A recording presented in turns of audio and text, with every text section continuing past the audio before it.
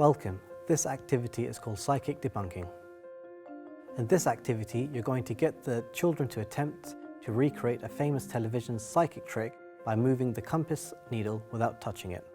For this activity, you're going to need a magnet, a compass, a cork, some sewing needles, a craft knife, a cutting board, and bowls filled with water.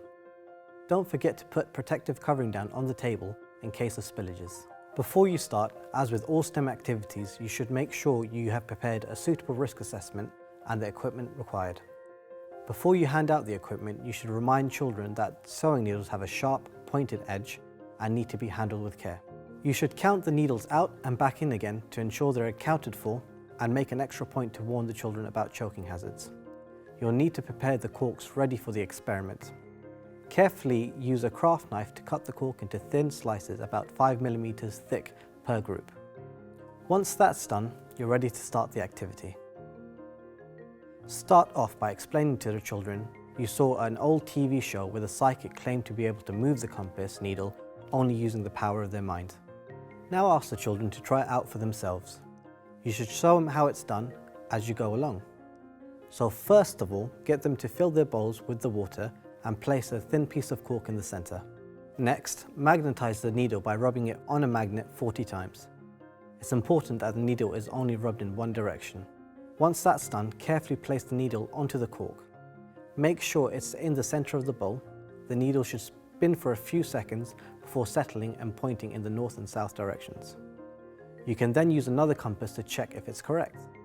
Ask the children if anyone can move the compass with their minds. Leave them for a couple of minutes to try this and then explain the science behind the compasses. Explain that the Earth is surrounded by the same magnetic force, magnetism, that makes the magnets attract to a certain metal. The Earth acts like a giant magnet and creates a magnetic field that starts at the South Pole and ends at the North Pole. That's why compasses point in the north to south direction.